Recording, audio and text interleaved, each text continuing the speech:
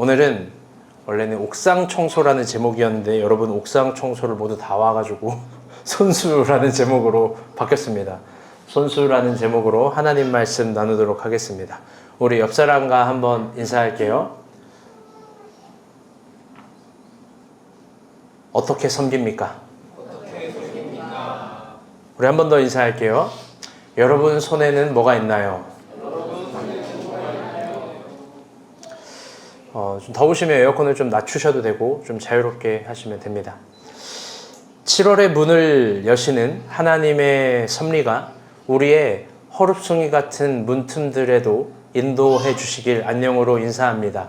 다음 주는 소서입니다. 작은 더위라고 불리는 절기입니다. 여름의 것들이 본격적으로 7월의 문틈으로 성큼성큼 걸어옵니다. 이번 주에는 매우 무더웠는데 길거리에서 하수도 상수도 배관을 정비하시는 공무원들을 보면서 아름다운 귀감을 느꼈습니다. 그들의 노력과 청소, 열심히 하는 것들을 보면서 어떤 한켠의 모습에는 삶의 장엄함을 느끼기도 했습니다. 적어도 그분들은 모든 시민의 안전과 편리를 제공하기 위해서 남들보다 적어도 한 계절 정도는 앞서 사시는 분들입니다.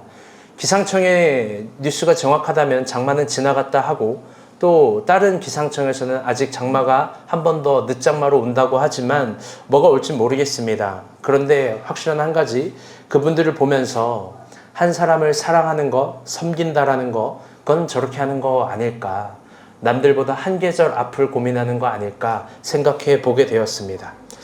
한 주 동안 많은 일들이 있었습니다. 이번 주에는 특별히 우리가 고민해 봐야 될 건 매우 강력한 부동산 규제가 나왔습니다.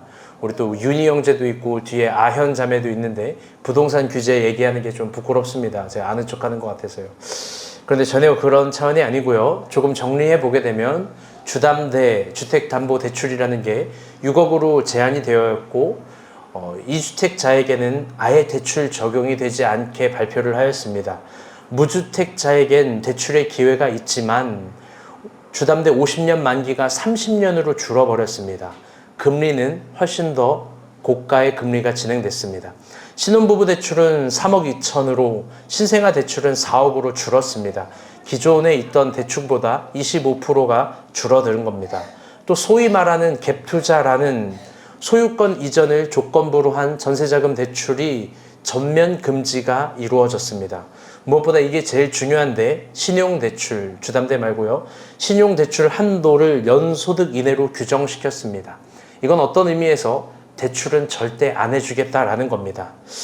관점에 따라서 거대단론의 담점과 또 우리 소시민들의 관점에 따라서 매우 다릅니다. 그런데 이거를 억압과 억지를 닮은 모습이라고 저는 감히 조금은 생각합니다. 왜냐하면 한 번에 너무 초강력으로 규제해버린 거기 때문입니다. 이걸 번역하면 국가에서 말하는 건 이런 겁니다. 1가구 1주택만 유지하게 하라. 물론 바뀐 정책에 따라서 누군가는 반가운 소식이 될 수도 있지만 누군가에게는 곡하는 소식도 될 수 있습니다. 세밀하게 보는 지극히 개인의 설교자 말고 한 시민으로서의 판단력은 사실 비판하고 싶고 모든 사람에게 불리한 정책입니다. 이제 금리도 높은데 전세 자금으로도 대출받기도 어렵고 월세로 살기도 조금은 쉽지 않게 됩니다. 그런데 참 신기한 게 그 시행령이 이루어지기 일주일 전 우리가 본 교회 성도들의 집 문제가 많은 분들 대거 해결이 됩니다. 지난주에는요, 용식 지원, 지난주입니다. 대출 연장 신청이 완료됐습니다. 박수. 이게 만약에 7월 시행령인 신혼부부 대출 말고 신용대출을 한도로 연소득 이내로 규정한다가 적용된다면 아마 쉽지 않았을 겁니다. 또 찬윤 형제는 갭 투자로 오해받을 수 있을 만한, 별로 가진 게 없는데 오해받을 수 있을 만한 부동산 부자처럼 보일 수 있을 행정적 조건을 갖게 됐는데요. 이번 주에는 정확한 은혜스러운 금액으로 전세 세입자가 들어오게 되었습니다. 또 지지난 주에는 박주영 자매의 이사 계약이 확정되었습니다. 우리 주영이 이사 갑니다. 와. 7월 25일에 이사를 갑니다. 여러분 생각해 주시길 바랍니다. 그런데 7월 LH 부동산 규제가 적용되지 않는 방향으로 또 대출을 받게 되었는데 더 적은 금액으로 더 넓은 평수를 갖게 되었고 이자라는 금액도 상당히 줄어들게 되었습니다. 또 새로 가는 집은 관리비 주차비도 받지 않는 곳입니다. 여러분 좋죠? 좋은 겁니다. 무엇보다 신기한 건 성민이 연미입니다. 연민이 성민이. 지금 저 가정은 약간 좀 불편하고 어려운 지점들이 있었습니다. 그건 아파트를 살고 있는 그 전세로 살고 있는데요. 그 집주인이 집을 내놨습니다. 그리고 공포스럽게 이런 얘기를 했던 거예요. 이 집이 팔리면 어쩔 수 없다. 전세 자금을 반환하고 또 이사를 가야 할 수도 있는 상황이었습니다. 그런데 이번 강력한 부동산 규제, 초강력한 부동산 규제로 말미암아 집주인은 아무 말도 못합니다. 왜냐면 이사를 갈 수 없게 될 거거든요. 저 역시 마찬가지입니다. 이번 연도 5월에 대출을 받아서 이사를 가지 않았다면 향후 5년은 힘들지 않았을까. 저는 이걸 보면서 또 느낍니다. 참 신기하다. 번역한즉 하나님의 은혜가 있다. 여러분 이 이야기를 들으며 혹 이런 생각을 할지도 모르겠습니다. 난 이사 가야 되는데 현미, 혹은 난 이렇게 저렇게 해야 되는데 누구. 여러분 나는 그래서 하나님이 안 사랑하시나, 왜 나에게는 이런 일이 7월 이전에 안 이루어지지, 그렇게 해석하는 건 바보 같은 해석이에요. 하나님이 또 놀랍고 신비한 방법으로 은혜를 주시리라 믿습니다. 아멘? 아멘. 여러분 잊지 마세요. 이사는 하나님 겁니다. 아멘? 이번 주는 큐티는 요한계시록이었습니다. 다들 어떠셨는지 모르겠습니다. 몇몇 분들은 아시겠지만 저의 전공은 요한계시록입니다. 그래서 큐티 본문을 보는데요. 한 구절 한 구절이 너무 아까운 구절입니다. 너무 알려주고 싶은 구절이 너무 많습니다. 물론 이 이야기를 들으면 강혜라 사모는 욕을 할 거고 비웃을 겁니다. 왜냐하면 주중에 그렇게 성경을 물어보는데 제가 한 번도 답을 안 해줬거든요. 지금도 표정이 세상 억울한 표정으로 저를 보고 있는데 제가 바쁜데 어떻게 알려줘요. 어제도 찬윤 형제도 뒤늦게 와가지고 이거 하나만 물어보겠다고 하는데 설명할 수 없는 걸 막 물어봅니다. 이거 몰라서 설명을 못 한다는 게 아니라 시간 관계상 토요일 저녁 11시에 물어보면 어떻게 대답을 해줘요. 설교를 준비해야 되는데. 어쨌든 알려주고 싶은 건 너무 많은데 설교라는 시간은 너무 한정적이고 제한적입니다. 어떤 분들은 우리가 본 교회 설교 시간이 1시간 정도 되기에 여러분들이 다 졸며 자지 않을까 걱정을 덜어 해주기도 합니다. 그런데 우리 모두 공감하는 바 그 1시간도 짧습니다. 어떤 분들은 이런 자랑을 합니다. 나는 새벽 예배, 수요 예배, 금요 예배, 주일 예배 1, 2, 3부를 다 드린다. 그런데 저는 이렇게 반문하고 싶습니다. 우리가 본 교회 언어로. 여러분, 주일 성수 오후 3시 예배 한 번 제대로 드리는 것도 어려운 겁니다. 이 진심으로 전심으로 드리면 이거 역시 굉장히 어려울 겁니다. 사실 교회를 개척하면서요. 저는 개척하면 성경 공부를 많이 할 줄 알았습니다. 지금도 그럴 의지가 많습니다. 그런데 막상 교회를 개척하니 상황의 언어가 현실의 언어가 되는 부분들이 있습니다. 이게 쉽지가 않습니다. 그건 뭐냐? 성경 공부를 하는 건 그렇게 어려운 차원이 아니고 여러분에게 너무나 성경 공부를 같이 하고 싶은데 모두가 함께 할 시간과 공간을 찾는 게 매우 어렵습니다. 여러분 말은 안 했지만, 여러분이 저에게 말은 안 했지만 어제도 옥상 청소하는 거에 수많은 내적 갈등이 있지 않았을까요? 아마 그러지 않은 분들도 있지만 그런 분들도 많이 있었을 겁니다. 그런데 만약 목사님이 매주 2, 3주 정도 성경 공부를 한다. 그럼 여러분 어떨까요? 일반 교회 풍경은 되는 사람 참여 신청을 받아서 하면 되겠죠. 그런데 목사님은 교회라는 공동체성을 함께, 교회가 한 결정은 같이, 이런 천천히 10사람의 한 걸음을 가르칩니다. 한 사람의 10걸음이 아니라. 그러면서 천천히 하나씩 해 나아갈 때 만약 이게 매주의 행위가 된다면 이게 쉽지 않을 겁니다. 왜 그러냐? 일단 첫 번째, 우리 모두는 대부분 멀리 삽니다. 사실 저는 그거 알고 있어요. 여러분이 한 번 교회를 올 때마다 어마어마한 에너지를 모았다가 원기옥을 싸서 온다라는 것을요. 두 번째, 여기에는 한 번 예배를 드릴 때마다 공간을 이렇게 새롭게 정리해야 됩니다. 정리하는 것 정도가 아니라 또 새롭게 정돈해야죠. 끝나면.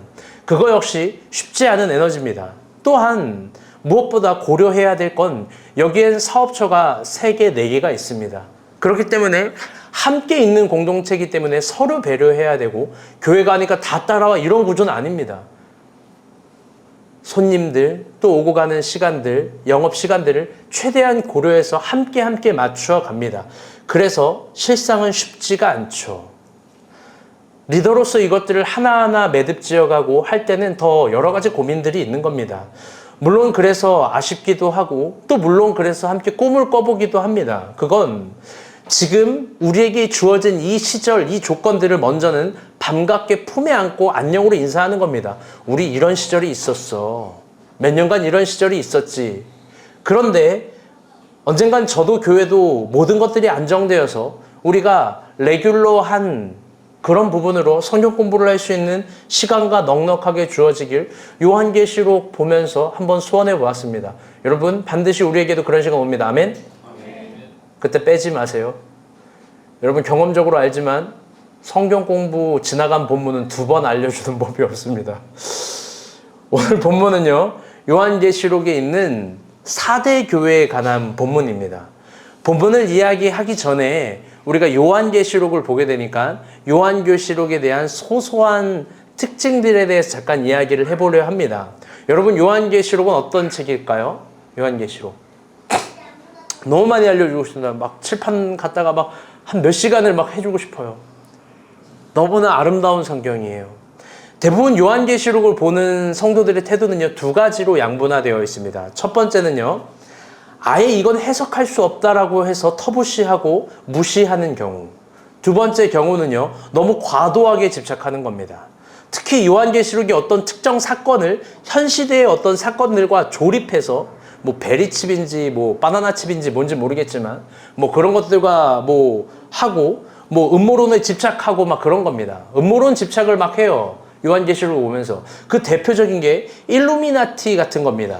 이게 뭐 진짜인지 아닌지 가짜인지 저 별로 관심도 없는데 이걸랑 음모론이랑 요한계시록이랑 막 연결시켜 버리는 겁니다. 그런데 여러분 잘 들어보세요. 일루미나티인지 일루미나트륨인지 모르겠지만 요한계시록은요, 음모론이 아니에요. 요한계시록, 거기에 나와 있는 계시라는 단어는 헬라어로 아포칼립스토라는 단어인데요. 이거는 이 커튼 같은 단어입니다. 번역하면 이런 거예요. 깨닫게 해준다, 밝혀준다, 열려준다. 근데 왜 커튼이냐면요, 고대 근동에서 문을 열 때 빛이 싹 들어오면서 그 안에 실제로 이런 구성품들이 있었지만 빛이 들어오기 전에 못 봤던 물건들, 소품들, 어떤 그 물리적인 것들이 있을 겁니다. 그런데 빛이 들어올 때 비춰지면서 발견되어지는 거 있지 않습니까? 여러분, 그게 아포칼립스토입니다. 그러면 아포칼립스토, 계시라는 그 첫 번째 주요한 기능은 어떤 거냐? 미래에 관해서 우리가 모르는 어떤 일에 대한 이야기를 하는 것이 아니라 어쩌면 지금 우리가 여기에서 발견하지 못하고 깨닫지 못하고 우리가 미처 생각하지 못했던 하나님의 뜻에 대해서 깨닫는 과정입니다. 그렇기 때문에 계시록에 대해서 아주 깊게 생각해야 될 게 있는데요. 그건 이 계시록을 읽었던 수신자들이 미래의 성도들을 향하지 않는다는 겁니다. 이 계시록도 당시 1세기 로마의 핍박 상황 가운데 있는 괴로워하는 그들을 위해서 쓴 책입니다. 어쩔 수 없이 네로 황제를 666으로 표현할 수밖에 없고, 어쩔 수 없이 말이 탄 사람이라고 표현할 수밖에 없고, 어쩔 수 없는 숫자 신학들과 감추인 암호 같은 언어들이 있는 겁니다. 그래, 막 울고 있는데 위로해 주세요. 그렇게 요한계시록을요, 1세기 유대의 정치적 문제와 로마의 문제, 종교적 핍박의 문제, 1세기 유대의 상황을 배제하고 해석할 수 없는 겁니다. 절대 없어요. 이거 미래에 관한 책이 아니니까. 미래를 기준으로 쓴 책이 아니니까. 그렇다면 요한계시록은 어디로 향하냐? 그건 요한계시록 1장을 보면 바로 알 수 있습니다. 그건 미래에 관한 일이 아니라, 다시 한번 따라 볼게요. 교회입니다. 요한계시록은요, 교회에 관한 일입니다. 그래서 첫 번째 계시록이 시작되자마자 너에게 크고 비밀한 것들을 알려준다라고 이야기하면서 그게 교회에 관한, 7교회에 관한 메시지를 주는 겁니다. 그래서 계시록은 처음부터 끝까지 교회에 관한 이야기고, 교회의 심판에 관한 이야기고, 칭찬에 관한 이야기고, 책망에 관한 이야기입니다. 계시록은 교회를 향해 있습니다. 로마 시대 가운데 교회의 모습, 그리고 굉장히 어렵고 힘든 상황 가운데 교회가 가져야 될 태도들, 신학들, 신앙들. 요즘 많은 그리스도인들은 교회로 개인의 신앙을 표현하기를 또 해석되기를 거부합니다. 지극히 개인화가 돼서 나만 하나님 믿으면 되지, 어떤 감성주의에 빠지고 굉장히 센치해지고 막 인스타 보면 거의 뭐 예레미야급이에요. 예레미야 애가 같은 글들도 막 쓰고 교회를 거절하고 거부합니다. 그런데요, 성경은 그걸 신앙이라 말하지 않습니다. 성경은 적어도 요한계시록을 보면서 교회와 성도와의 관계, 거기서 마땅히 성도가 추구해야 될 신앙의 태도와 가치들, 그건 서로 다르기도 하고 서로 같기도 하지만 그 안에서 추구해야 될 힘과 아름다움에 대해서 이야기합니다. 우리는 요한계시록을 생각하면 또 어떤 666, 말탄자, 심판, 저주, 막 책망, 죽음, 지옥 막 이런 것만 생각하는데요. 요한계시록 자체를 보게 되면 적그리스도라는 단어 같은 건 없습니다. 또 천년 왕국이라는 단어도 없어요. 엄밀하게 냉정하게 얘기하면. 오히려 요한계시록은 어떤 성경이냐? 후반기 보면 알 수 있지만 핍박당하는 성도를 위로해주고 그들의 눈물을 닦아주는 성경이에요. 그런데 그 모든 것들이 교회론입니다. 그럼 물어볼게요. 결론적으로 우리가 본 교회는 요한계시록적인 관점에서 책만 받을까요? 칭찬받을까요? 하나님만 아시겠죠. 그런데 중요한 건 이겁니다. 계시록에는 교회를 향한 하나님의 선명한 스탠스가 있는 거예요. 이건 칭찬받을 짓, 이건 혼날 짓, 이건 칭찬받을 짓, 이건 책망받을 짓, 이건 잘한 것, 이건 못한 것. 하나님의 적나라한 사륙 같은 언어들이 있기 때문에 요한계시록을 보면서 아주 중요한 힌트를 얻을 수 있는 거예요. 그건 뭐냐? 다시 따라볼게요. 기준. 여기에는요, 하나님이 중요하게 보는 기준과 선하게 보는 기준과 옳다라고 생각하는 기준이 아주 훤히 나와 있습니다. 어쩌면 요한은 그 하나님의 기준을 아포칼립스토 해주기 위해서 이 책을 집필했는지 모르겠습니다. 왜? 우린 다 하나님의 뜻이 애매하다고 생각하고 모호하다고 생각하니까요. 그런데 계시록엔 정확합니다. 이건 잘했고 이건 못했어. 우리 옆 사람과 한번 인사합시다. 이건 잘했고 이건 못했어. 그런 관점으로 사실 제일 하기 싫었던 교회가 4대 교회였는데 우리에게 주어진 본문이 4대 교회라서 우리 4대 교회를 한번 봅시다. 우리 본문 3장 1절입니다. 시작. 4대 교회 사자에게 편지하라. 하나님의 일곱 영과 일곱 별을 가지신 이가 이르시되 내가 내 행위를 아느니 내가 살았다 하는 이름을 가졌으나 죽었다. 아멘. 오늘 본문은 4대 교회에 관한 메시지입니다. 보통 계시록에는요, 7교회를 향한 이 동일한 책망과 칭찬이 있습니다. 이걸 동시다발적으로 보내요. 무슨 말이냐? 한 교회라도 야, 니네 이거 잘했는데 이건 못했어. 이건 꽤 괜찮았거든? 이건 알아. 니네 힘든 거 알아. 근데 이건 진짜 아니야. 하나님이 이거를요, 이건 다 잘했어, 이건 다 못했어가 아니고 이런 잘한 것과 잘한 것과 잘못한 것을 각각 메시지로 보내십니다.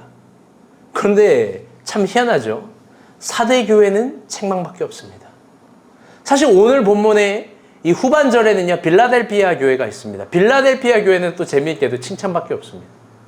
그래서 빌라델피아 교회를 설교할까 하지만 오늘 우리에게 첫 번째 주어진 교회가 4대 교회고 둘 다를 설교할 자신은 없어서 4대 교회를 한번 이야기하는데 너무나 신기한 건 이게 오늘 우리가 본 교회의 너무나 현 주소고 메시지입니다. 4대 교회의 책망을 이해하기 위해서는요, 4대 교회에 흐르는 독특한 전승사 두 가지를 이해해야 됩니다. 저를 봐주세요. 오늘은 좀 역사 신화 얘기를 좀 더 깊게 할 수밖에 없어요. 첫 번째 전승사는 뭐냐면 이 박달로스 강에 관한 전승사입니다.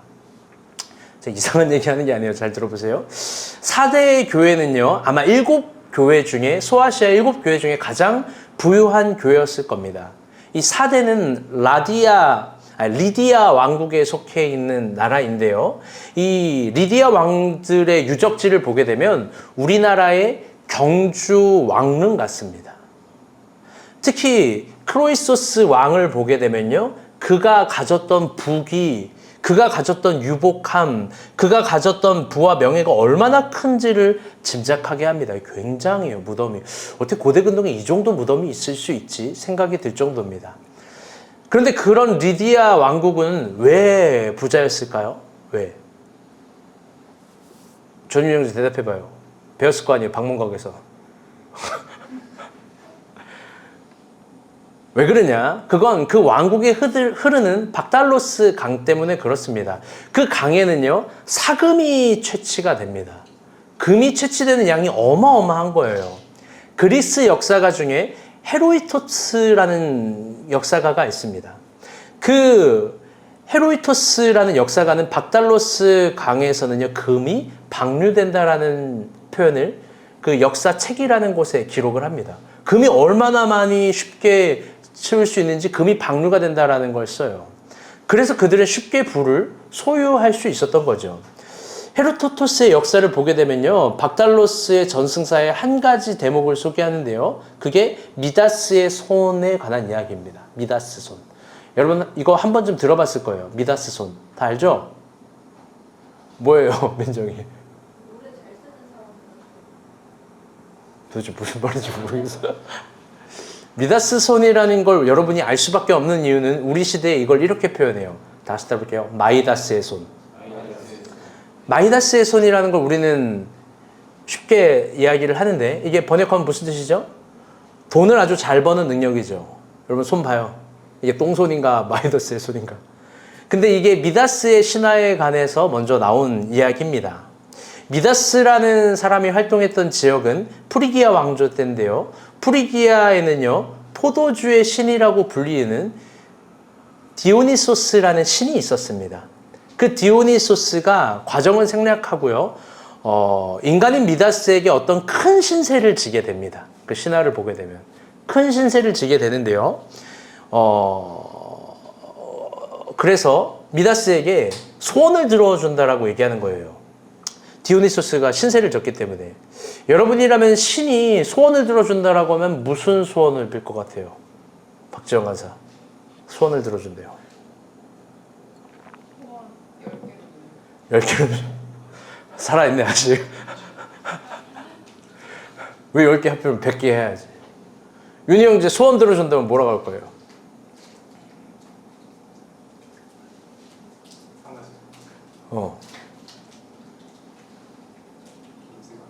생각해 보겠습니다. 그래요. 윤간사님 소원 들어준다면 뭐 해줄 거예요? 2개의 심장과. 미안한데 무슨 나이키 광고집. 미다스라는 사람은요, 더 이상 내가 말을 못하겠어. 디오니소스에게 자신은 부자가 될 수 있는 능력을 달라고 소원을 빌어요. 사실 여러분도 그럴 거예요. 신이 소원을 들어준다고 한다면 부자가 될 수 있는 능력, 그런 거 구하지 않겠습니까? 그런 거 구할 거예요. 형주 아주 적나라하게, 저는 시그니엘 131층 맞나? 몇 층인지 모르겠어. 뭐 그런 거 달라고 하거나 뭐 그런 거 구하겠죠.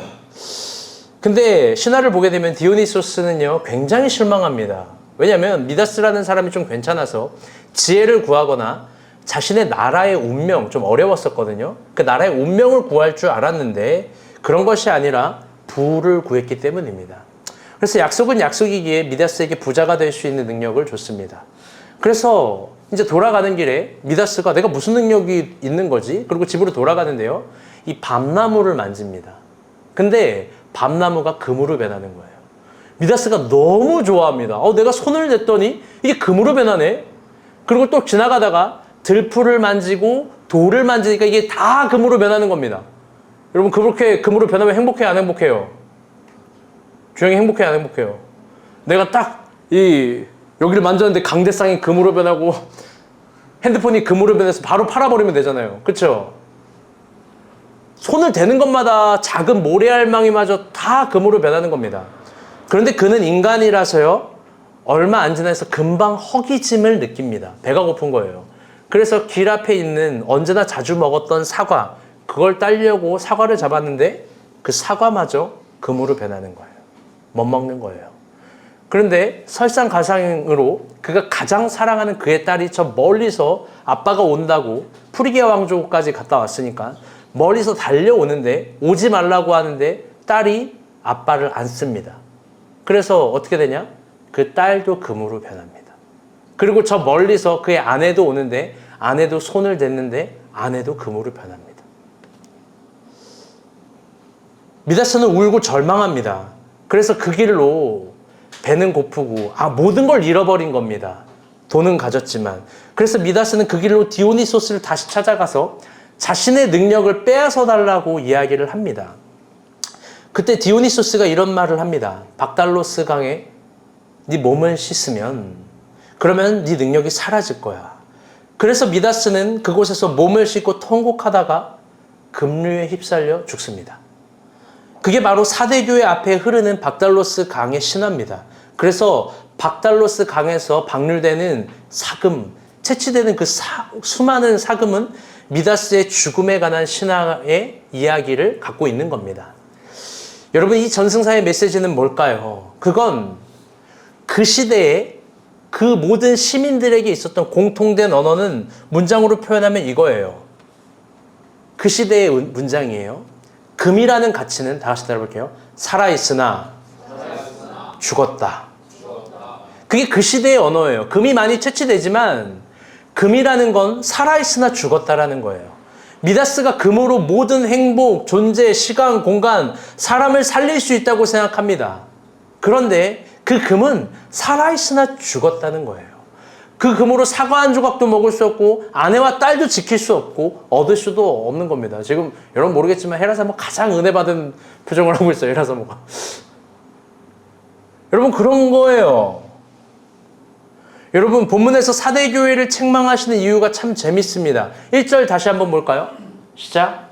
사대교회 사자에게 편지하라. 하나님의 용명과 목표를 가지신 이가 이르시되 내가 내 행위를 아노니 내가 살았다는 이름을 가졌으나 죽은 자로다. 아멘.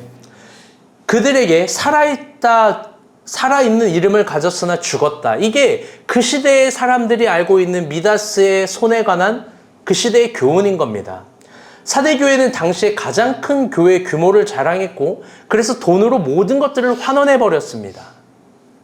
그들은 돈으로 신앙의 가치를 해석했습니다. 그 시대나 이 시대나 인류는 비슷하기에 타락하는 지점도 비슷하고 중요하게 여기는 지점도 비슷하면서 망하는 가치도 비슷한 겁니다.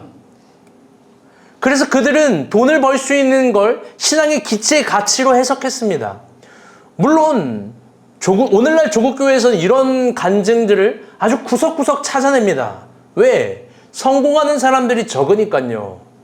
그래서 성공할 수 있다면 거기에 막 하나님 이름, 신앙, 여러 가지 것들을 갖다 붙이고 상품하고 포장해버리는 겁니다. 그런데 한번 물어봅시다. 그게 정녕 오늘 우리의 신앙의 기준이 된다면 그거 하나님 앞에서 살아있으나 죽은 겁니다. 왜요? 도대체 왜요? 왜?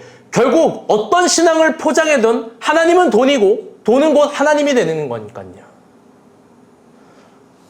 어떻게 신앙을 포장하고 표현해도 돈을 벌 수 있는 수단이 하나님인 거고 하나님은 나에게 돈을 주는 겁니다. 그 이상으로, 그 이하로 신앙이라는 걸 해석해낼 수 없는 겁니다.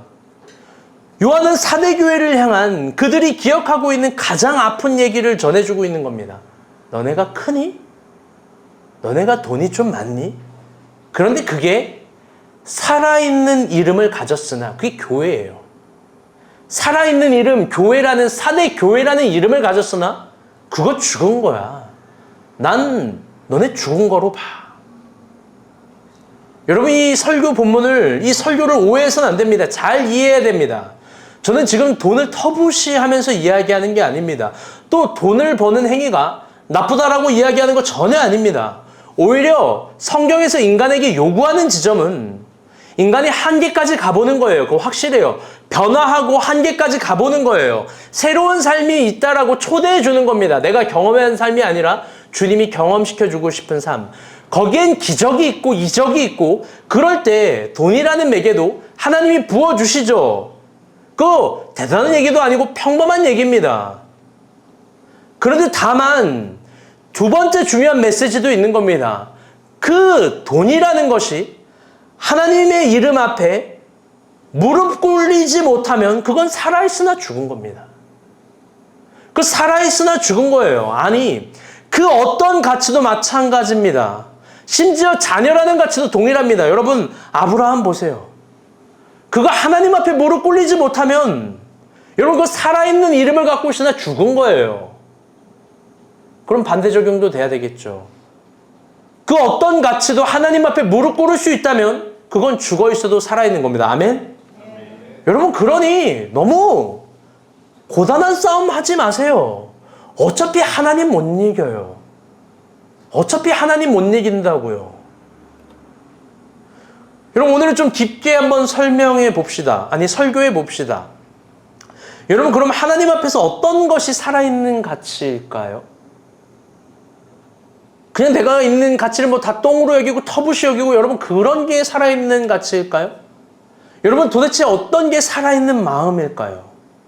도대체 하나님은 가치, 그리고 그 가치를 소유하고 있는 인간, 가치를 추구하는 인간 가운데 도대체 뭘 보는 걸까요?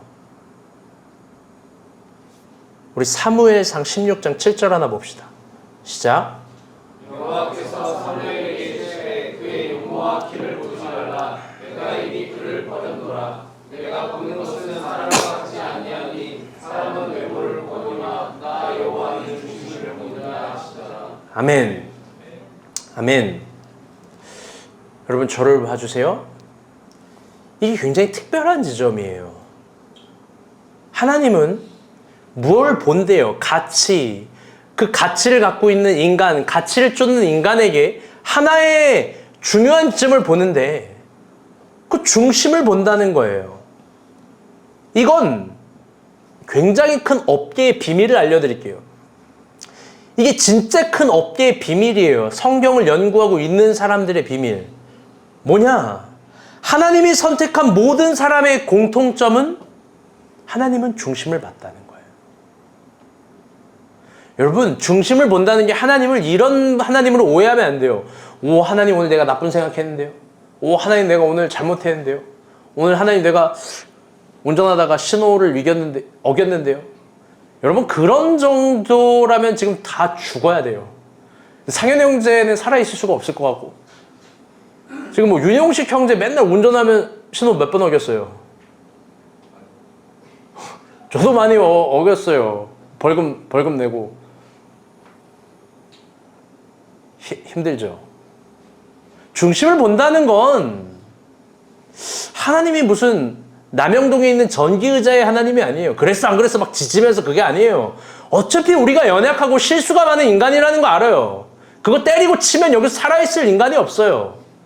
야훼가 중심을 본다는 거 그런 의미 아니에요. 여러분, 사울도 잘못한 게 많지만 다윗은 잘못한 거 얼마나 많은데요. 잘못한 걸 보고 잘한 걸 보고 그런 게 아니에요. 중심을 본다는 말. 여러분, 그건 어떤 의미에서 애매하고 모호하지만 이걸 오늘날 시대에 맞게 더 적절하게 제가 의역을 해볼게요. 그건 어떤 거냐? 다 같이 따라볼게요. 하나님을 향한 소중한 마음. 어때요? 이게 더 애매하고 모호해 보이시나요? 아니요. 제가 머리털 싸매고 진짜 막 이렇게 싸매면서 막 연구했는데 이게 가장 적절해요. 하나님은 뭘 보냐? 당신을 향한 소중한 마음들을 봐요. 소중한 마음들. 여러분, 탕자는 아빠를 떠날 수 있지만 다시 아빠를 찾아서 돌아오는 마음을 보는 거예요. 베드로는 예수님을 3번 부인했지만 또 주님을 향해서 사랑한다고 고백하는 그 모순 아닙니까? 모순 덩어리잖아요. 오늘날 법이라는 디다케의 심판대에 두면은 여러분 다 막 죽잖아요. 너 모순 덩어리라고. 그런데 주님은 모순이라도 그 진심과 중심을 본다는 거예요. 당신을 향한 소중한 마음. 삼손은 막 눈알이 뽑혔어요. 막 이방인에게서 막 노리개 취급을 당해요. 그럼에도 불구하고 다시 하나님을 위해서 살고 싶다고 기둥뿌리 잡고 막 넘어지잖아요. 중심 보는 거예요. 어쩌면 그래서 다윗이 이런 진리를 깨닫고 얘기했는지 몰라요. 주께서 구하시는 심령은 상한 심령이라 주께서 통회하고 자복하는 자에게 멸시치 아니하신다. 그는 하나님과의 관계의 비밀을 아는 거예요. 중심의 진실함. 그건 뭐냐? 하나님을 향한 소중한 마음들이에요. 하나님을 향한 소중한 태도예요. 소중한 섬김을 가지려는 사람들을 사용해요. 더 무서운 건 이런 소중한 마음을 가진 사람은 하나님이 당신 가까이로 허용해요. 제가 단언하건대 하나님은 오늘도 사람을 찾으세요. 하나님을 사랑해서 내가 감히 그분을 안아드리고 싶고 그분을 지켜드리고 싶고 내가 감히 그분에게 도움이 되고 싶다라는 허무맹랑한 마음을 가진 이들을 찾아요. 하나님 나 좀 도와주세요. 하나님 나에게 힘을 주세요. 하나님 나에게 은혜를 주세요. 물론 그렇게 구할 수도 있죠. 근데 그걸 한 10단계 뛰어넘어서 하나님 아무거나 주셔도 돼요. 하나님 안 주셔도 돼요. 그리 아니하셔도 돼요. 그런데 내가 하나님을 지켜드리고 싶고 당신의 이름을 위해서 살고 싶고 내가 쓰임받고 싶습니다. 여러분 이런 아름답고 순수한 마음 주님은 그런 사람을 찾으세요. 무섭도록 순수한 사람을 찾으세요. 지난주 저의 설교의 언어로 이야기하면 무모한 사심을 가진 이들을 찾으세요. 내가 골리앗 이길 수 있겠는데 나 아둘람 300명밖에 없지만 내가 더 잘할 수 있겠는데 하나님이 은혜를 주시면 그 은혜에 대한 무한한 신뢰감이 있는 사람 성서를 보게 되면 그런 하나님을 향한 소중한 마음을 가진 사람들의 공통된 물리적 행위의 특징이 있어요. 여기까지 봐야 돼요. 그게 뭐냐? 결론적으로 그게 뭐냐면 다 같이 따라볼게요. 손수예요. 하나님을 향한 소중한 마음은 하나님을 향한 현실적인 섬김은 어떤 거냐? 진실된 손수의 마음이 있는 거예요. 내가 손수 뭘 다 해보려고 하는 거예요. 번역한 즉 순수는 손수예요. 내 손수 주님의 머리털을 닦고 내 손수 주님의 십자가를 지고 내 손수 그분께 나의 옷을 벗어드리고 싶은 거. 여러분 한번 잘 보세요. 소중한 것들은 언제나 직접 손으로 손수합니다. 아무리 돈이 많은 사람도 막 자신이 직원 100명을 부리는 사람도 자기 애기는 직접 손수 봐요. 왜? 애기는 귀하니까요.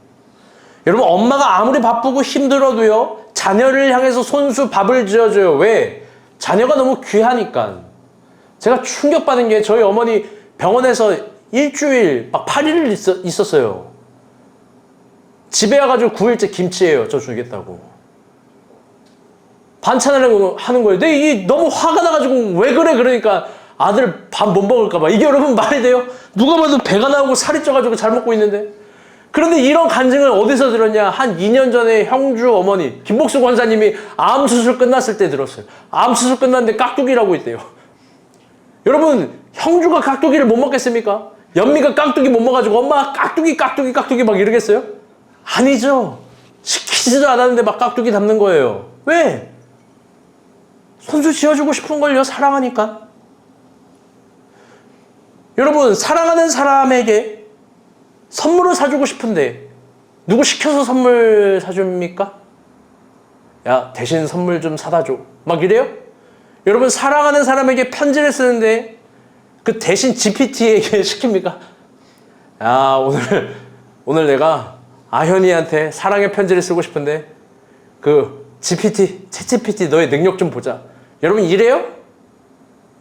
다 직접 손수 쓰잖아요.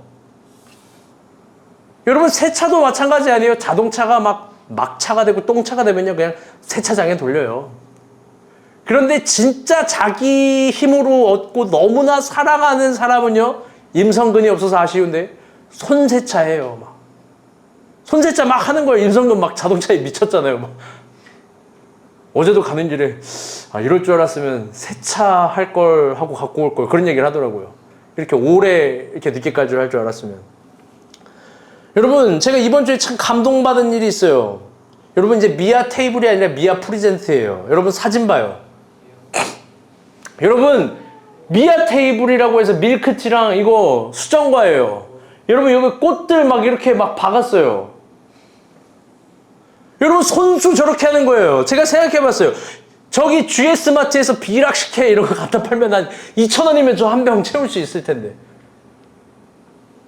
여러분 왜 현미가 이렇게까지 해요? 막 박스에 편지에 꽃에. 여러분 이거 너무나 귀한 상품 아닙니까? 여러분 왜 그렇게 하는 거예요? 상식적인 거 물어볼게요. 첫 번째, 목사님께 팔아먹으려고. 두 번째, 팔아달라고. 여러분 그런 거예요? 아니죠. 목사님 생일 선물이래요. 목사님 사랑해서 이렇게 한대요. 그런데 왜 주영이도 주고 용식이도 줬어?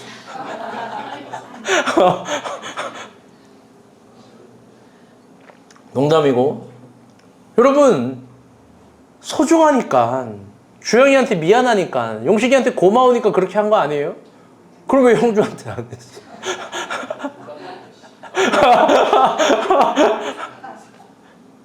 그렇다고 무언의 압박 주지 마요. 여러분 그런 거예요. 이 세상의 모든 게 그런 거예요. 사랑하면 손수하는 거예요. 그래서 사랑하면 제일 먼저 잡는 게 여러분 손 아닙니까? 막 손에 집착하잖아요, 막. 여러분 사랑하면 손으로 해요. 금으로 하는 게 아니라 손으로 합니다. 미다스의 손이 아닙니다. 마이더스의 손이 아닙니다. 순수한 나의 손, 그 손수하는 거예요. 손수. 그게 순수한 마음이니까. 어제는 옥상 청소를 했어요. 모두 수고했어요. 제가 어제 특별히 감동받은 건 진짜 누가 보래도 이상현 형제예요. 여러분 누가 알아주지도 않아요. 이만한 기계 갖고 여러분 저 쇼파 막 이거 다 이거를 막 빼는 거예요. 그러면서 자랑하듯이 무슨 노획물을 얻듯이, 전투에 이긴 노획물을 갖고 오듯이 목사님 떼구정물 이만큼 막 이게 나왔다는 거예요.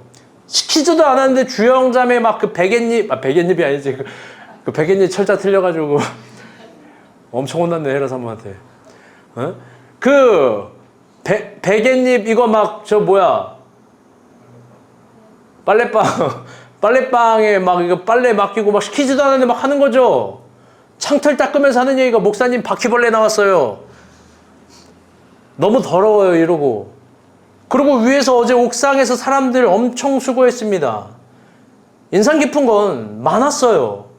찬윤 형제가 가장 최전방에 서서 교회 모든 짐들 정리하고, 우리 형주 형제가 여러분 저기 이파리 돌 막 있는 거 유니시켜가지고 뭐 다 같이 손수. 근데 사실 진짜 감동받은 건 이런 거예요. 이거 다 어떻게 갖다 버리나 했는데 목사님 당근이 있습니다. 그러고 당근으로 다 갖다 무료 나눔. 폐기물 한 10만 원 정도는 깎이지 않았을까? 여러분 물어보고 싶어요. 여러분 이 청소라는 행위에 대해서 어떻게 생각해요? 교회 청소. 이거 대대로 있었던 교회의 전통이에요. 우리는 옥상 청소지만 교회 청소라는 이 부분, 여러분 어떻게 생각합니까? 여러분 이거 시간이 있는 사람이 하는 거예요? 건강이 허락된 사람이 하는 거예요? 아니면 좀 여유로운 사람이 하는 거예요? 여러분 이건 누가 하는 거냐? 청소는 내가 하는 거예요. 여러분 교회 청소는요, 내가 내 손수 직접 하는 거예요. 왜? 그게 하나님을 섬기는 거니까. 그게 하나님이 섬기라고 주시는 교회를 섬기는 거니까. 여러분 하나님이 주신 교회, 하나님을 섬긴다라고 이야기할 때 여러분 이 하나님이 주신 교회, 이 오물 묻는 거, 오염되는 거, 더러운 거, 여러분 이것도 하나 청소하지 못하는 사람이 무슨 쓰임을 받기를 바래요? 뭘 하나님을 섬겨요? 입으로만 섬기는 거지. 순수한 마음은 손수한 마음입니다. 그렇다고 청소하지 못한 분들을 정죄하는 거 전혀 아니에요. 전혀 그런 게 아니에요. 잘 생각해봐요. 교회 청소에 나의 일정, 나의 시간, 나의 에너지, 여러분 이걸 정리하는 건, 제 말이 오해스러운데 아니요, 막 사이비스러워요. 잘 들어봐요. 사이비 하레비스러워요. 여러분, 여기에도 자기 일정을 정리하지 못하면서 하나님이 주신 미션과 사명을 도대체 어떻게 하는 거예요? 도대체.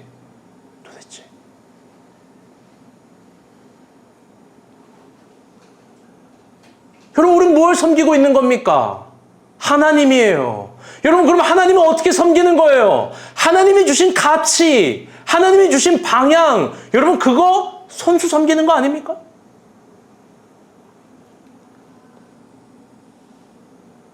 여러분, 그게 구약의 역사예요. 회막의 역사라고요.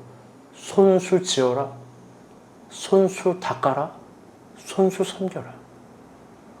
여러분, 출애굽기 마지막과 레위기 마지막 보잖아요? 온갖 교회 기구들, 접시들 막 꽃 모양, 연 모양 뭐 이런 거 막 다 얘기해요. 막 몇 장에 걸쳐서. 그 결론이 뭔지 알아요? 그 다 닦으라는 거예요. 닦으라는 거. 거룩은 닦는 거니까. 사랑하는 여러분, 전체적으로 할 것 교회 별로 없어요. 그런데 이게 교회를 섬기는 방향으로 하나의 메시지가 오면 신앙으로 조금 절제하고 정리도 해보는 거예요. 그게 내 사이비 하라비 같은 소리 하는데 하나님 보기에 좋을걸요? 좋을 거예요. 여러분, 그런데 다 아시겠지만 다시 모여야 됩니다. 왜? 폐기물 쓰레기 다 못 버렸으니까. 그때 우리 다 모여서 합시다. 아멘? 요즘은 신앙생활이라는 게 아무리 봐도 너무나 기형화되어 있어요. 하나님을 섬기는 차원을 예배를 드리는 차원으로 생각하고요. 아니, 설교를 듣는 차원 정도로만 생각해요. 아니죠. 아주 교만한 차원으로 설교를 드려준다, 예배를 드려준다라고 생각해요. 여러분, 그런데요, 그런 생각이, 그런 태도가 조국교회를 망친 거예요. 요즘의 교회 성도들은요, 좋은 설교 뷔페 속에서 살아가요. 그래서 자신의 마음을 좋게 하는 설교를 막 찾아 들어요. 얼마나 좋아요. 막 설교가 넘쳐나니까. 또 귀를 즐겁게 하는 설교를 들어요. 재밌는 설교, 웃기는 설교. 또 먼 나라, 이웃 나라 같은 나와는 전혀 상관없지만 뭔가 성경 풀이거나 뭔가 막 휘황찬란하면 막 자기 마음이 좋아지니까 막 들어요. 이소부와 같은 이야기인지 설교인지 모르는 이야기를 막 들어요. 더 나아가 내가 틀리지 않았다는 설교를 즐겨 듣고요. 더 나아가 나의 가능성을 알아주고 나를 위로만 해주고 변화되지 않는 나의 자신을 이해해주는 설교를 즐겨 들어요. 근데 그게 하나님 앞에서, 그게 진짜 하나님 앞에서 옳지 못한 가치라면 어떡할래요?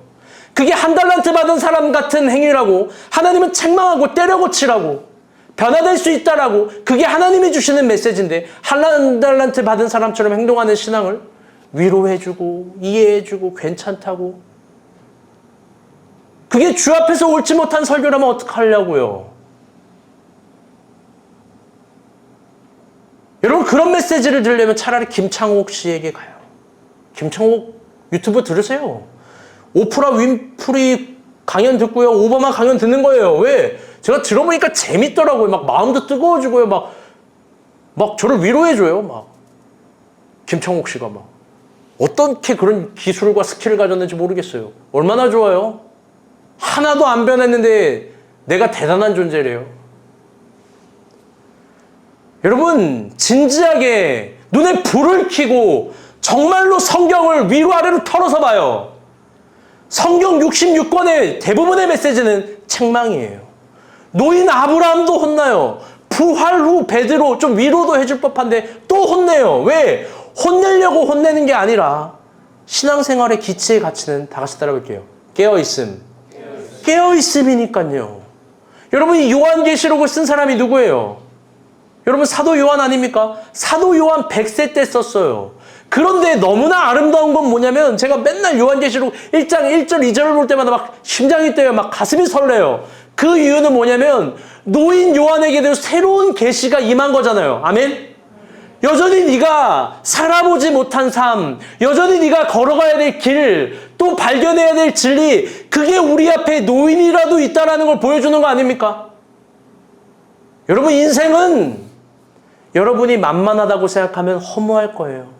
인생이라는 가치가 먹고 싸고 버는 거, 누리는 거, 여러분 그 정도에 있다면 그게 끝날 거예요. 그런데 하나님 나라는 그렇지 않은 거예요. 하나님 나라는 여전히 우리가 걸어가고 자라나고 추구하고 더 변화될 수 있음을 얘기해요. 그래서 언어가 대부분이 책망이에요. 대부분이.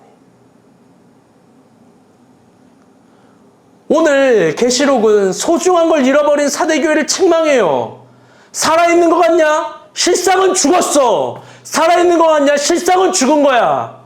왜? 하나님을 향한 소중한 태도들을 잃어버렸으니까. 여러분, 우리의 손은 어떤 손입니까? 하나님을 향한 순수한 손입니까? 여러분, 계시록 3장 2절 3절 봐요. 다 같이 한번 읽어볼게요. 시작.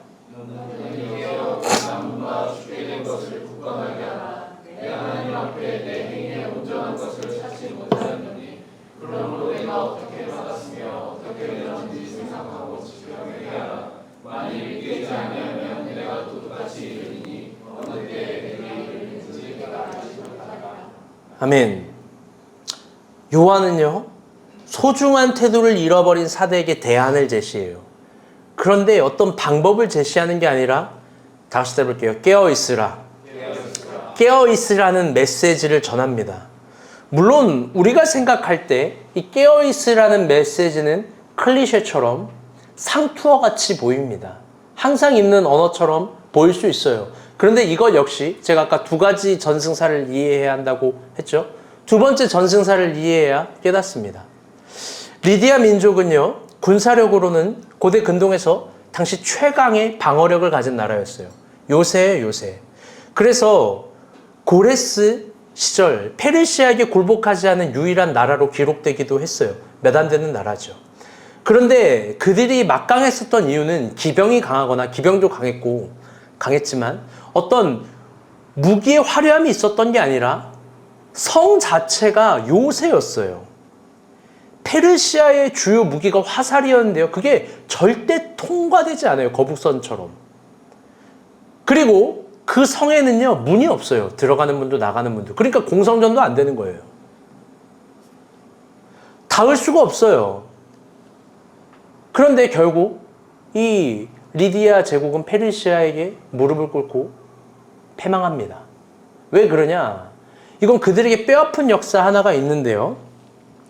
어느 날 리디아의 군사 경계병 중 한 명이 몰래 졸고 자고 있다가 투구를 이 성문 밖으로 떨어뜨린 거예요. 군대 갔다 오신 분들 알죠? 탈모. 이거 전투모가 이거 뭐라 그래 이거 박목자. 방탄모. 방탄모가 적진으로 떨어졌어요. 여러분 누구한테 혼나요? 북한군한테 혼나요? 누구한테 혼나요? 자기 상관에게 아마 뒤질나게 혼난단 말이에요. 그래서 떨어진 전투모를 주스려고 상관에게 혼나기 싫어서 그 리디아 병사가 몰래 그 투구를 가지려고 성 밖으로 나갑니다.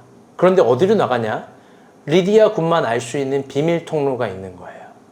그 비밀 통로로 나가 있어요. 그런데 그걸 지켜보고 있는 페르시아 병사가 여기에 비밀 통로가 있다는 걸 알게 된 거예요. 그래서 페르시아 군사는 그 비밀 통로를 새벽에 들어갔고 리디아 성 앞 진입해서 결국 성은 함락돼요. 그래서 그들의 역사에 깨어있으라, 도적같이 임한다 라는 건 그 관용어는 매우 아픈 역사의 언어예요.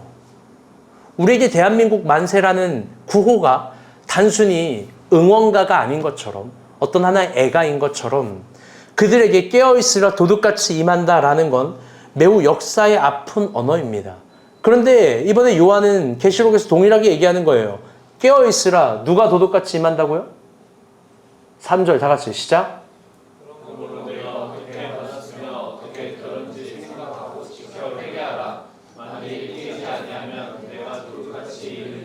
아멘. 2절에도 3절에서도 깨어있으라 이야기하면서 도둑같이 임한다는 그 주체를 하나님으로 이야기해요. 그들의 뼈아픈 역사를 그들의 역사의 언어로 말하면서 책망하는 겁니다. 여러분, 우리도 이 계시록의 경고의 메시지를 깊게 새겨 들어야 됩니다. 왜냐? 소중한 것들을 잃어버린 태도를 향해 하나님은 무섭고 아프게 경고하는 거예요. 어떻게 경고하냐? 다 같이 따라볼게요. 난 그게 싫어. 하나님은 소중한 걸 잃어버리는 태도, 그게 너무 싫다라고 이야기하는 거예요. 계시록 2장에는 동일하게 이런 구절이 있습니다. 2장 4절에서 5절입니다. 시작. 그러나 너를 충만할 것이 있나니 너의 처음 사랑을 버렸느니라. 그러므로 어디서 떨어졌는지를 생각하고 회개하여 처음 회개를 하라. 만일 그리하지 아니하고 회개하지 아니하면 내가 내게 가서 내 촛대를 그 자리에서 옮기리라. 아멘. 계시록을 향한 하나님의 계시록에는요, 하나님의 감정이 선명하게 그대로 드러나 있는 거예요. 처음 사랑 버리지 마. 처음 마음 버리지 마. 나 그게 싫어. 하나님을 향한 순수한 마음들 버리지 마. 그게 싫다는 거예요. 여러분, 너무 신기하지 않습니까? 교회론을 향하는데 이걸 잘했어 못했어를 이야기할 때 그 싫어의 언어, 하나님의 부정어, 돈트어, 진짜 싫다는 게 뭐냐면 너의 순수, 너의 처음 마음, 그걸 버린 걸 싫어한다는 거예요. 교회를 관계론적으로 이해하는 거예요. 에베소의 처음 마음은 이런 거예요. 에베소 교회도 너무 많이 설명해주고 싶지만 그들은 아주 멋진 교회였어요. 아무 것이 없어도 주님 사랑한다는 마음, 그 한 마음으로 가장 많은 일들을 행해낸 교회예요. 수많은 것들을 행했던 교회예요. 그런데 점점 4대 교회처럼 순수한 마음들과 손수의 마음들이 사라집니다. 그러면서 주님이 책망하는 거예요. 처음 마음 버리지 마. 처음 마음 버리지 마. 사랑하는 여러분, 교회는 금으로 지키는 게 아닙니다. 아멘? 교회는 금으로 세우는 것도 아닙니다. 교회는 하나님을 향한 순수의 마음, 손수의 마음으로 닦을 때, 지킬 때, 쌓아 올릴 때 세워지는 겁니다. 아멘? 오늘 우리가 이 계시록을 통해서 살펴봅시다. 오늘 우리가 하나님께 구하는 이 손은 어떤 손인지 한번 생각해 봅시다. 다 저를 봐요. 물질을 터부시 여기는 거 아니지만 이 손이 하나님 앞에서 미다스의 손이 되기를 구하는 거 아닌지, 세상 앞에서 마이더스의 손이 되기를 구하는 거 아닌지, 아니면 하나님을 향한 순수한 손이 되기를 바라는 거 아닌지, 우리의 신앙이 어떤 건지 여러분 한번 깊게 새겨봅시다. 우리가 물질을 구한다면, 그래서 어마어마한 물질이 필요하다면 여러분만을 위해서 쓰는 게 아니라 하나님을 위해서 쓸 때 하나님은 그걸 기뻐하시는 겁니다. 여러분이 명예를 구한다 할 때 그 명예 역시 자기를 위한 것이 아니라 주를 위해서 쓴다 할 때 주님이 기뻐하는 겁니다. 여러분, 순수한 것들을 주 앞에서 사용합시다. 아멘? 말씀의 결론을 맺도록 하겠습니다.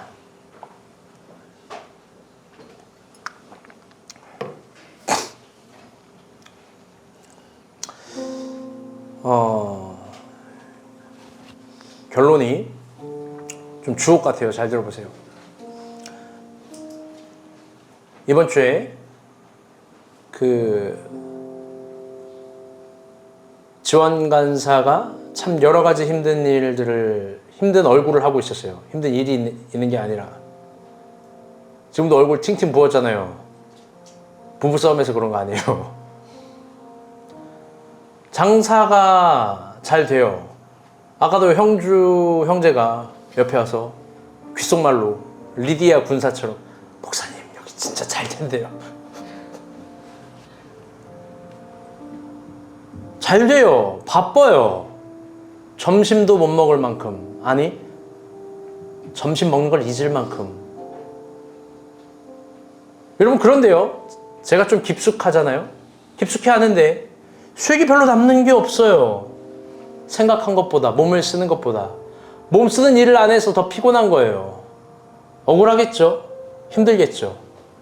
그러면서 저한테 한 수요일인가쯤, 화요일인가쯤 얘기하는 거예요.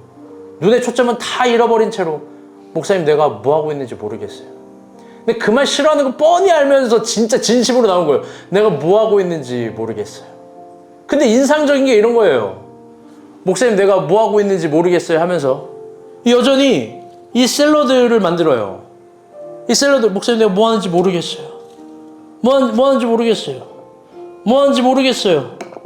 이 당근들 뭐 하는지 모르겠어요. 뭐 하는지 모르겠어요. 뭐 하는지 모르겠어요. 뭐 하는지 모르겠어요. 뭐 하는지 모르겠어요. 계속 뭐 하는지 모르겠다면서 만드는 거예요. 그리고 뚜껑에 막 스티커를 계속 붙여요. 뭐 하는지 모르겠어요. 뭐 하는지 모르겠어요. 뭐 하는지 모르겠어요. 옆에 봤는데 뭐 박스를 하나 뭐 뜯은 거 봤어요. 뭐 하는지 모르겠다면서 건강한 식사의 시작 히즈볼. 왜 히즈볼을 해야 할까요? 여러분 이거 팜플렛도 기가 막히게 만들었어요. 뭐 하는지 모르는 사람이 이거 어떻게 만들어요? 히즈볼은 이런 마음으로 준비해요. 뭐 하는지 모르겠어요? 매일 아침 가장 신선한 채소를 고르고 깨끗한 오픈 키친에서 정직하게 조리합니다. 단체 주문 구성 메뉴 소개.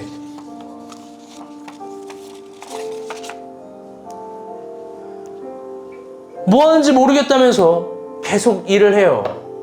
마치 뭘 해야 하는지 아는 사람처럼. 그런데 하나님이 반문하지 않을까요? 지연아, 진짜 너 뭐 하는지 모르는 거야? 진짜 모르는 거니? 은비 간사가요, 지난주에 세상 억울한 표정으로 저에게 와요. 회사 일도 많고 집안 일도 많고 교회 일도 많고 오빠도 말이 많대요. 아주 지친 얼굴이에요. 맨날 금요일마다 회의할 때 물어봐요. 저녁은 한 번도 먹었다는 적이 없어요. 누가 알면 오해하겠어요. 근데 그거 노동청에 신고해버린다 그랬어요. 근데 알고 보니까 얘도 맨날 밥을 못 먹거든요. 그러면서 또 아이들에게 뭘 해주려고 손수 하나씩 만들어가고 만들어서 결과물을 갖고 와요. 제가 화요일엔 이 템플릿을 해야 되고 수요일에 이 템플릿을 해야 되고 목요일에 이걸 해야 되고 이걸 해야 되고. 하나님이 은비간사에게 물어보지 않겠습니까? 너 뭐 하고 있는지 진짜 모르겠어? 억울하단 마음이 있는 것 같아요. 왜 난 돈도 벌어야 되고 간사도 해야 되고 육아도 해야 되고 뭐도 해야 되고 왜 그렇게 해야 되는지 모르겠어요 도대체? 여러분 표현하지 않지만 인간사는 어땠을까요? 처음부터 교회를 세웠잖아요. 어제 청소하는 것도 그렇게 사내 죽내 얼굴 했는데 이건 창의형제 인간사 여기 막 몇 개월 공사했잖아요. 우리 교회의 존폐와 운명 관여하지 않고 그냥 묵묵히 하는 거잖아요.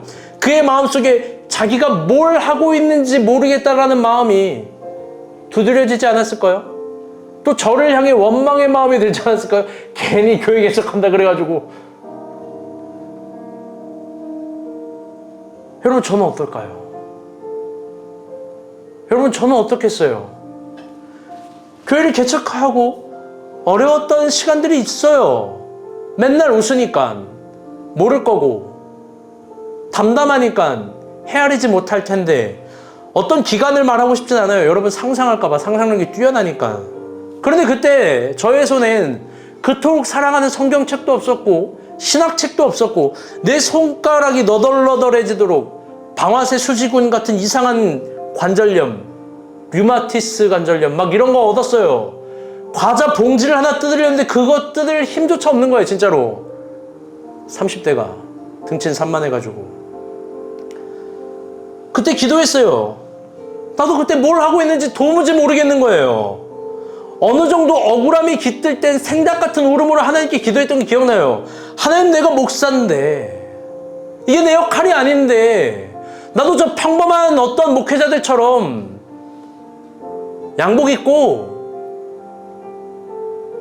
신방 전화하고 설교 준비하고 그걸 본분이라는 이름으로 이야기하면서 나도 그렇게 하면 될 텐데 나도 뭐 하고 있는지 도저히 모르고 있는 시간들. 여러분 저라고 공허함이 없겠어요? 사랑을 주는데 최선을 다해서 성도를 위해서 기도해 주는데, 귀한 설교를 주는데 성도가 떠나요. 여러분, 떠나면 어떤 마음 드는지 모르겠지만 전 막 가슴이 아파요. 아픈다고 표현할 정도가 안 돼요. 다 내가 잘못해서 그런 것 같은 억울함과 어려움이 막 마음에 매일 깃들여요. 여러분, 저는 뭐 하고 있는 거예요? 특별히 우리 간사들만 그렇게 얘기했지만, 특히 살아가는 지원이 잘 들어보세요. 길을 잃었다라고 생각할 때 정확하게 길을 걷고 있는 거예요. 이게 내가 확신하는 거예요. 내가 길을 잃어버리고 있는 것 같을 때, 그래서 가장 순수해질 때, 가장 순수하게 무언가 내가 손수하게 갈 때, 여러분, 정확하게 걸어가고 있는 거예요. 사랑하는 여러분, 가장 거룩한 손은 가장 불결한 걸 두려워하지 않습니다. 가장 거룩한 손은 애기 똥 닦았다고, 애기 토한 거 음식 치웠다고, 음식물 뭐 닦는다고, 여러분 그런 거 두려워하는 게 아니에요. 가장 순수한 손은 우리가 본 교회 성도 누가 막 부셔지고 무너져서 그를 향해 찾아간다고, 수고스럽다고 그거 알아달라 하지 않는 거예요.